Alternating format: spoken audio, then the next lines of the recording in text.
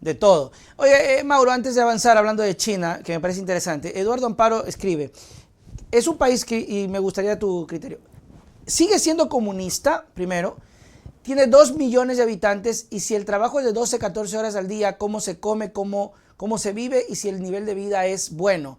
Dice acá, ellos copian todo sin competencia. Bueno, ahí está un poco mezclado, pero Ya. primero, si son comunistas todavía y qué tal es el estilo de vida de allá, a pesar de que me dices que va a llegar a ser la primera potencia y aunque sea la segunda es maravilloso, ¿no? Mira, la historia de China es impresionante, ¿no? Nuevamente, no soy un experto en el tema, No se pero hace, ya, cuenta, pero he cuenta. leído algunas cuestiones, ¿sí? El mismo Francis Fukuyama tiene un libro fantástico sobre los orígenes del orden político. Así se llama ese libro y lo recomiendo para quienes les interese. Y ahí hace un recorrido global sobre, precisamente como el título lo dice, los orígenes del orden y del poder político y topa el tema de China en varios capítulos. China es un imperio milenario, ¿no? Es un imperio milenario. China no siempre fue una potencia.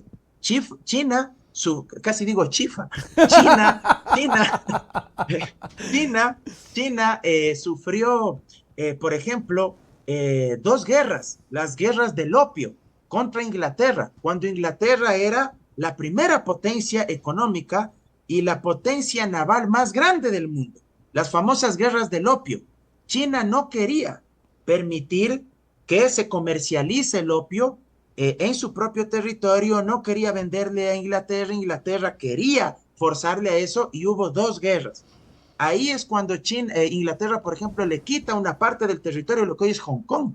Ok, Y luego, en la década de los 90, si mi memoria no me falla, cuando China evidentemente ya es nuevamente una superpotencia y empieza a crecer aceleradamente, le devuelven el poder, le otorgan nuevamente soberanía territorial sobre Hong Kong y China vuelve a tener el control sobre Hong Kong, más allá de que ahí hay una disputa igual política hasta los actuales momentos, porque la mayoría de la población y políticos de Hong Kong anhelan la independencia, ser una ok, república o un estado independiente, ok. ¿ya?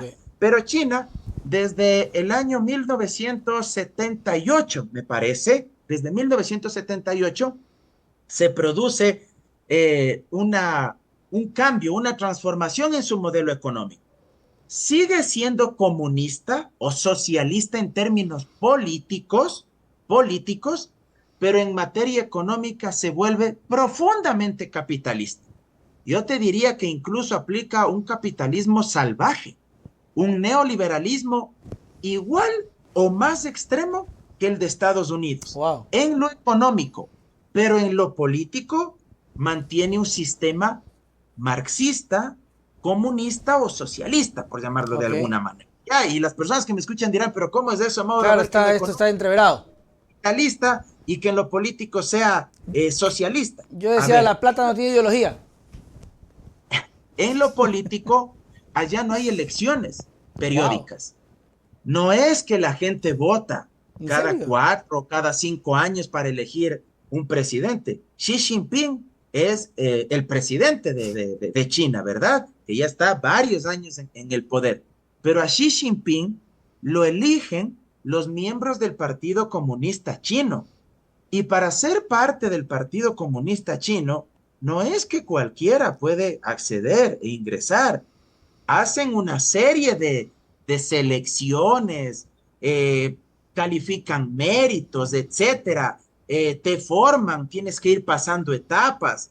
Y el Partido Comunista Chino me parece que tiene algo más de 2.500 miembros, si es que mi memoria no me Ya. falla, o el Congreso, creo que del Congreso tiene algo más de 2.000 representantes y el Partido Comunista, pues miles más todavía, ¿sí? Ya. Y en unas grandes convenciones designan ahí al presidente. Pero el ciudadano común chino como tal no es que cada 4 o 5 años elige. Entonces allá el poder político está centralizado en una sola organización política que es el Partido Comunista Chino. Por eso cuando tú viajas a China, tuve la oportunidad de conocer en algún momento de mi vida, Wow. es impresionante porque tú ves las banderas del Partido Comunista Ya. colgando de enormes edificios. Es casi surrealista eso. ver las banderas con la hoz del martillo, la bandera roja en edificios, pero que tú dirías, estos edificios están iguales o más grandes que los que ves en Europa o los que O ves sea, en Estados súper Unidos. lujosos. Absolutamente.